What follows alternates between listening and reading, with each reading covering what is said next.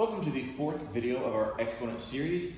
This time we'll be learning how to divide exponential expressions. Now we're going to do it by discovery learning. So let's look at how we can approach, how we came about the rule. How did we come up with the rule? So in these examples that you see on the board, you might already know all of the answers. You know that anything divided by itself normally is just like a whole. 2 divided by 2 is a whole. 5 divided by 5 is a whole. Also, whatever big number divided by itself is also going to be a whole. So all these answers that you see, the answers are ones.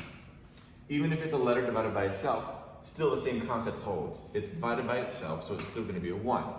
B divided by itself, and even a group of letters divided by itself, still going to give you a 1. Now let's take a look at something else. Instead of it saying 2 divided by 2, now it says 2 to the 6th power divided by 2 to the 2nd power. Now the reason I wrote here, it may not be what you think, is because simply we're going to look at this problem, maybe they're going to want to do 6 divided by 2, and maybe get an answer of something like, base of 2, and then our exponents will divide. 6 divided by 2 to get 3, is what some people might think, but that's actually not the correct answer. And here's how we can go about proving that's not the right answer. One way is if we go about what we did yesterday. 2 to the 6th power can be represented as 2 6 times. So we have a 2, 2, 2, 2, 2, 2. There are 6 2's. And on the bottom we have 2 2's. Now, dividing like we did at the very beginning slide, 2 divided by 2 is 1. 2 divided by 2 is 1. So we know those cancel out. So all we're really left with is this group of 2's. And there are 4 of them. So the answer is 2 to the 4th power.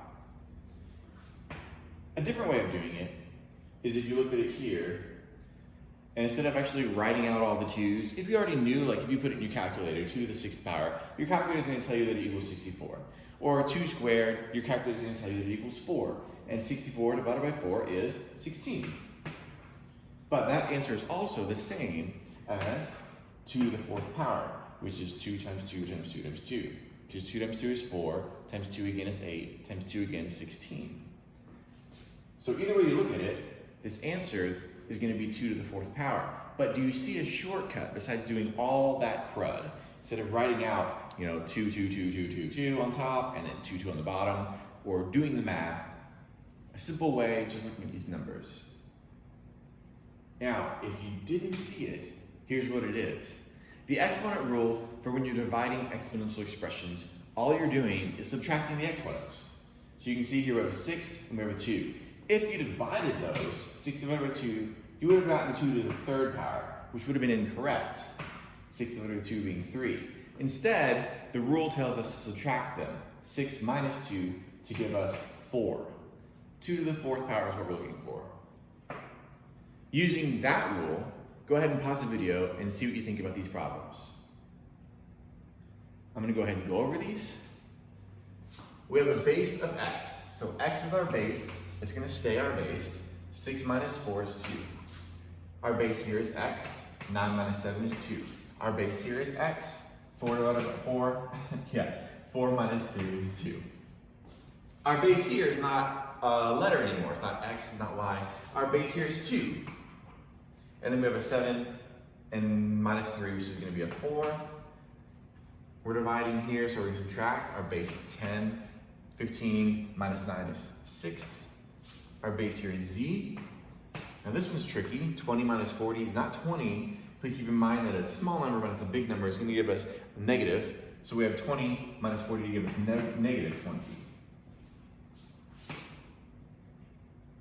But what about these? These are a little bit trickier than the previous problems. Go ahead and try these. Now I'm going to show you why exactly maybe they were tricky. The first one, the only reason it might be tricky is because instead of having letters, you have numbers. You have a 3 and a 3. So you have a base 3, that's not too terrible. And then you have a 5 minus 12, which gives you a negative 7. That's the only reason that one might be tricky, is because of the negative. Here, it might be tricky just because we have a 5 with no exponent. But don't forget, if it doesn't have an exponent, it's an imaginary 1. So it's going to be 5 of our base, 1 minus 3, which is negative 2. This one, same concept. The reason it might be tricky is we have an x with no exponent, which means there's an imaginary 1. So it's 2 minus 1. So our answer is x to the 1st power. You could write it that way, or you could just write it as x. They're both the same answer. In this video, you're going to see 3 different types of problems. You have an easy tier, a medium tier, and you're going to have a hard tier.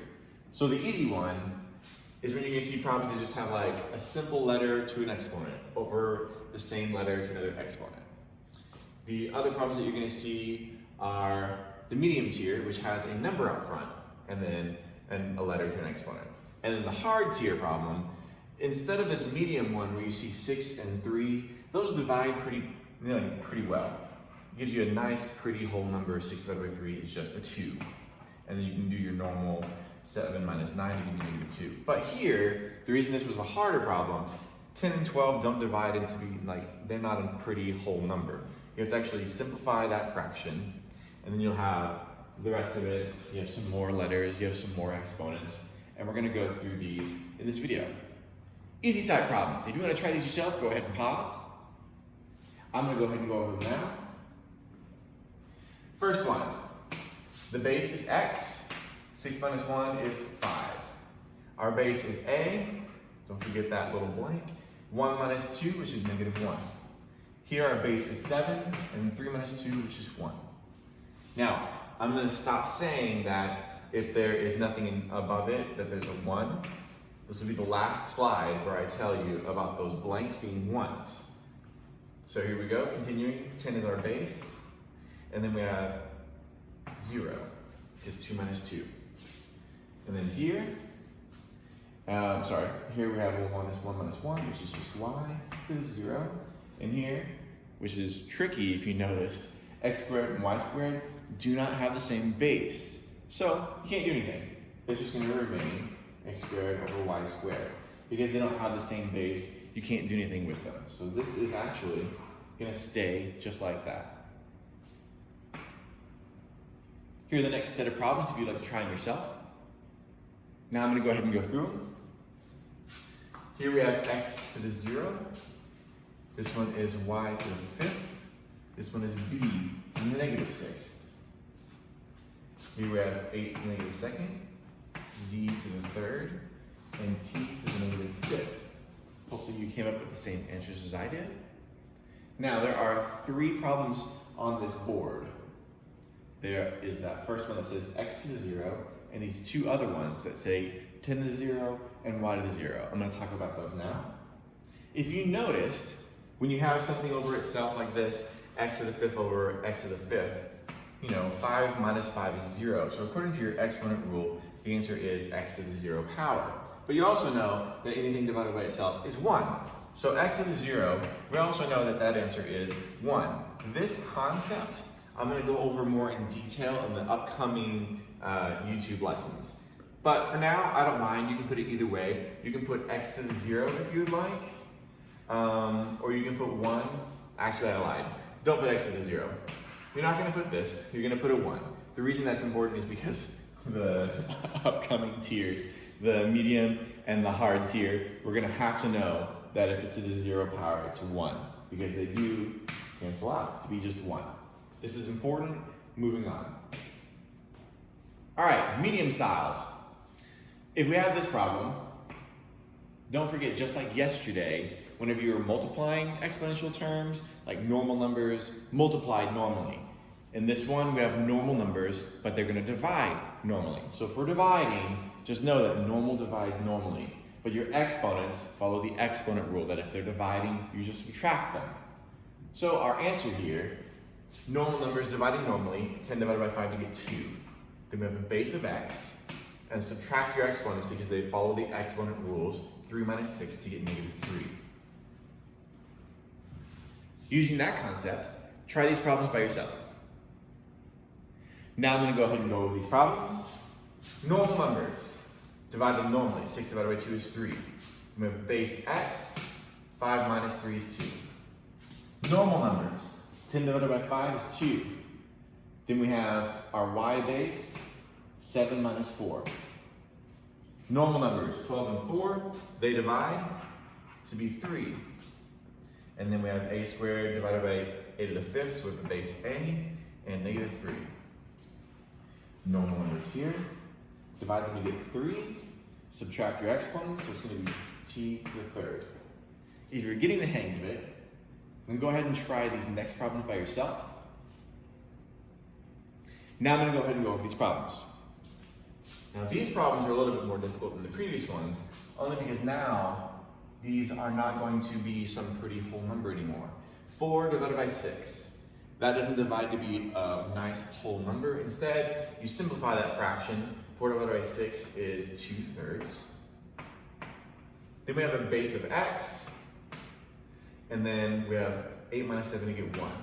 So we could have our answer of 2/3 x to the first power. If you did happen to divide the 4 and the 6 to get, one number instead of it being a fraction, you would have gotten something like 0.6 to the bar, or 0.6666. I'm just going to round that to be 0.7 x to the first. Either one of these answers are fine, but you're going to want to stick with a simplified fraction answer because it's more exact, and because that's what you're going to see on state testing or ACT or the SAT. You're going to want to know how to simplify your fractions. Now, if you do not remember or you're not very good at simplifying fractions, you're going to want to review that information from some other source, because I'm not going to go over that in this video or the upcoming videos. I'm assuming that everyone already knows how to simplify fractions. But if you don't, you're going to want to review that with a different source. Continuing the next problem, 8 over 20, that's going to reduce, if I divide that by 2 is 4 over 10, which is 2 over 5. Okay, so 2/5. Yeah, even I have to do the process. And then y over 4 cancels. Just like I said, it'd be y to the 0, but I just told you that that is 1. So basically it's 2 over 5 times 1, which is 2 over 5. So just ignore them. So that's our answer here.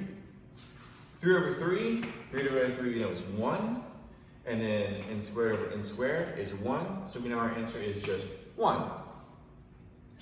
Here we have 5 divided by 15. That simplifies to 1/3. And then our base of f, 6 minus 9 is -3. Last, we have the hard tier. In the hard tier, again, you're going to have your normal numbers out front, which you see. And you're going to have some x's, some y's, and some z's. So basically, you're not always going to see x, y, z. You might see other letters, but this is just an example that you have some numbers up front, and then you're going to have a variety of letters going with it. Just a combination. I don't think I did the problem, so I'm going to go ahead and do it. So 4 divided by 2, which is 2. If I'm going to do this and this. You know why. So x squared, y to the -1, and then z squared. That would be the final answer here. Here are some hard style problems. Go ahead and try these yourself. Now, I'm going to go ahead and go over these problems. I'm going to go over these kind of in a little bit of detail just because they are harder. In case you might have gotten one wrong, I do want to explain how to do all of these. So you have your normal numbers up front. You know they divide normally. So I'm going to go ahead and erase that so I don't want to make a mess. I want everything to look really nice and neat so you can see what's happening. 12 divided by 3, which is 4. Our base of x, subtract to get 1. Our base of y, they subtract to get 4. And our base of z's, subtract to get -3. 25 divided by 5, these are our normal numbers, which you see here. They divide to get 5. Our bases of A, subtract to get 1. Our bases of B, subtract to get 2. And our bases of C, subtract to get 3. This problem down here, normal numbers that you see are going to divide to get 2. Our base of R's are going to subtract to get 5. Base of S, subtract to get -1.